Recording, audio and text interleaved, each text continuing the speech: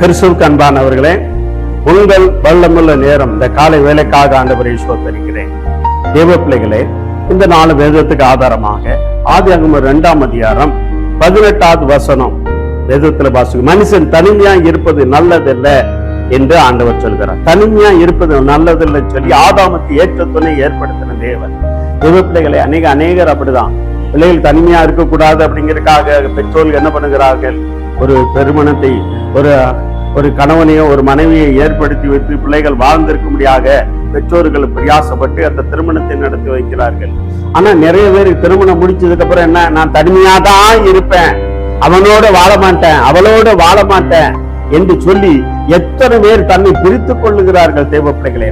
ஆனா நீ தனிமையா இருக்கக்கூடாது தேவ பிள்ளைகளே. ஒரு மனுஷ வாலிப வயது வரைக்கும் பெற்றோருக்கு கீழே அவன் வாழுகிறான். தேவ பிள்ளைகளே, அவன் வாலிபனாக இருந்த ஆன புருஷனாக அந்த வாலிப பருவத்தை அடைந்ததுக்கு அப்புறம் அவனை ஆண்டவர் புருஷனாக மாற்றுகிறார், புருஷியாக மாற்றுகிறார். தேவ பிள்ளைகளே, அதற்காக தான் அவன் தனிமையை இருக்கக்கூடாது. இந்த வாலிப வயசு வந்துட்டு அவனுக்கு ஒரு கெட்டு போற்ற வேண்டியதான். தேவ பிள்ளைகளே, அந்த வாலிப வயசுல வாலிப பருவத்திலே பலவிதமான பாவங்களை பிசாசு கொண்டு வருவான். அதுக்கு அந்த பாவங்களை தன் பிள்ளைகள் விழுந்துடக்கூடாதுங்கிறதுக்காக தேவ பிள்ளைகளே வேதத்திலே பார்க்கிறோம். பாவத்துக்கும் வேசித்தனத்துக்கும் விலகி ஓடத்தக்க அவர்களை என்ன பண்ணுகிறார்? தேவன் குடும்பமாக இணைக்கிறார் தேவ பிள்ளைகளை. ஆனா நம்ம குடும்பமாக அதுக்கு தான் இணைக்கிறார், நீ பாவத்துல விழக்கூடாது அப்படின்னு. தேவ பிள்ளைக்கு ஒருவேளை கல்யாண ஆசை வந்துட்டா வீட்டுல சொல்லி கல்யாணத்தை படிக்கணும். நீ பாவம் வேசித்தனத்தில் விழுந்துடக்கூடாது. தேவ பிள்ளைகளை நீ வேசி இடத்துல பெயரக்கூடாது, நீ வேசியாக மாறி இருக்கக்கூடாதுங்கிறதுக்காக தான் மனுஷன் தனிமையா இருக்கும் அந்த துணையை, ஒரு கணவனை ஒரு மனைவியை ஏற்படுத்தி தந்திருக்கிறான். ஆனா நீ என்ன பண்ணுகிற? தேவ பிள்ளைகளே, நிறைய பேர் என்ன இல்ல, நான் அவனோட வாழ மாட்டேன், அவளோட வாழ மாட்டேன், அவன்கிட்ட வீடு இல்ல, அவன்கிட்ட தங்கம் இல்ல, பணம் இல்ல, பொருள் இல்ல. தேவ பிள்ளைகளை வாழ்றதுக்கு எதுக்கு தங்கம் பொருள்? தேவ பிள்ளைகளே, அது எப்பேற்பட்ட அது காரியமா இருந்தாலும் சரி, தேவன் உன்னை படைச்சிருக்கிறார், உனக்கு இன்னாரு ஆண்டவர் வைத்திருக்கிறார். அதுக்கப்புறமா நான் தனிமையா இருப்பேன் ஆண்டவர் உன்னை எங்க ஊடி ஆசீர்வதிப்பார். தேவ பிள்ளைகளே, நீ திருமணம் ஆனதுக்கு அப்புறம் நீ தனிமையா இருப்பேன்னு சொன்னா அது பிசாசுக்கு நீ இடம் கொடுக்கிறாய். எத்தனை பேர் டைவர்ஸ் 3 மாசம் 2 மாசம், தேவ பிள்ளைகள் எத்தனை வருஷம். தேவ பிள்ளைகளே, சாவ போற வயசுலயும் தேவ பிள்ளைகளே டைவர்ஸ் கேட்கிற ஆட்கள்லாம் இருக்கு. தேவ பிள்ளைகளை தனிமையா இருக்கக்கூடாதுங்கிறதுக்காக தான். ஒண்ணு தேவனோடு இருக்கணும், பெற்றோர்களோடு இருக்கணும், எல்லாம் கணவனோடு மனைவியோடு இருக்கணும். இந்த வார்த்தையை கேட்டுக்கொண்டு இருக்கிற தேவ பிள்ளைகளே, ஆண்டவர் தனிமையா இருக்கக்கூடாதுங்கிறதுக்காக அவங்க துணையை ஏற்படுத்தி இருக்கிறார்.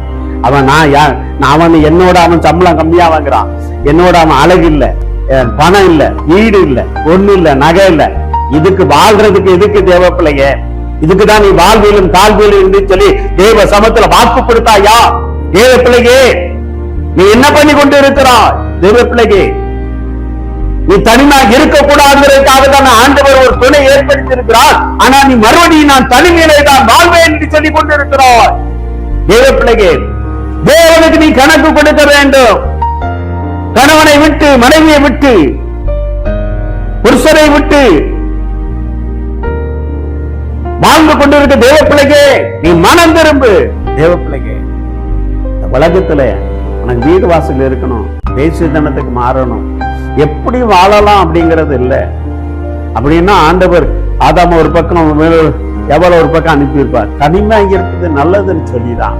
அவனுக்கு ஒரு குடும்பம் தேவை, குடும்பம் கோத்திரம் தேவை. நீங்க யாரா இருந்தாலும் சரி தேவ பிள்ளைங்க, நீங்க எங்க பார்த்தாலும் அப்படிதான், நான் என் இஷ்டத்துக்கு வாழ்வேன். தேவன் ஒரு ஒழுங்கை வச்சிருக்கிறார். தேவ பிள்ளைகளே, நீ தனிமையா இருக்கக்கூடாது, நீ குடும்பமா வாழணும், இந்த உலகத்தை ஆளணும். நீ பல 100 வருஷம் நீ ஆளணும் அப்படிங்கிற அவர் விருப்பம் தேவ பிள்ளைகளே. ஆனா நீ தனிமையா நீ என்ன பண்ணுற? விரும்புகிற.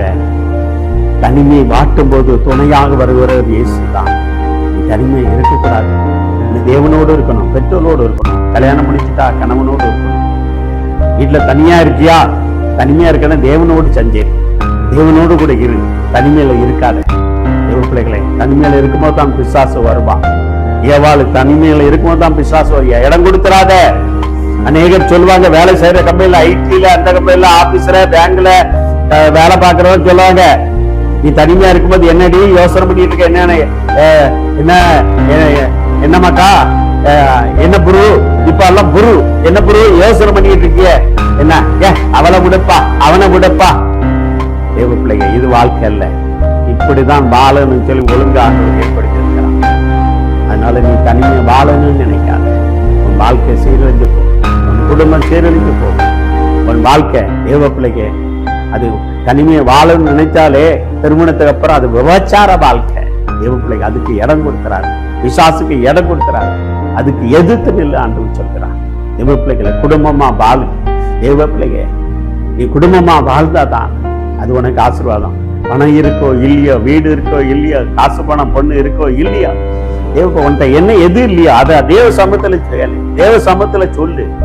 தேவ பிள்ளைகளே, எப்போதும் உன் மனுஷன் ஒரே விதமாக இருப்பது இல்லை. இன்னைக்கு ஏழை நாளை பணக்காரன். தேவ பிள்ளைங்க, மேல இருக்கணும் கீழையும், கீழே இருக்கணும் மேலே கொண்டு சகல அதிகாரம் படைத்த வர முடியும் ஆண்டவர். அவருடைய கரத்துல ஒப்புக்கொடு.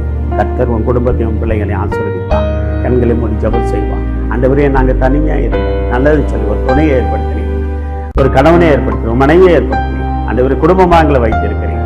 ஆண்டவரே சோத்திரப்பா. நாங்க இதை விட்டுட்டு தனிமையா இருக்கும்போது சத்ரு எங்க வாழ்க்கைக்கு சத்ருக்கு நாங்க இடம் கொடுக்க கூடாதபடி சத்ரு மேற்கொள்ளத்தக்க கிருபை ஆண்டவரே. பிசாசு வருவான், ஆனா நாங்க என்ன செய்யணும், ஏது செய்யணும், நம்முடைய கரத்தில் நாங்க வாழ்ந்திருக்க கிருபை எல்லா தூய்மைக்கு வளர்த்துக்கார். நாமத்தாலே ஆசீர்வதிக்கிறேன். வார்த்தை கடைபிடிங்க, தேவனுக்கு செவிக்க சாயுங்க. தேவ பிள்ளைகளை உங்க கணவனுக்கு மனைவிக்கு செவி சாய்க்கிறார், தேவனுடைய வார்த்தைக்கு செவி சாய்.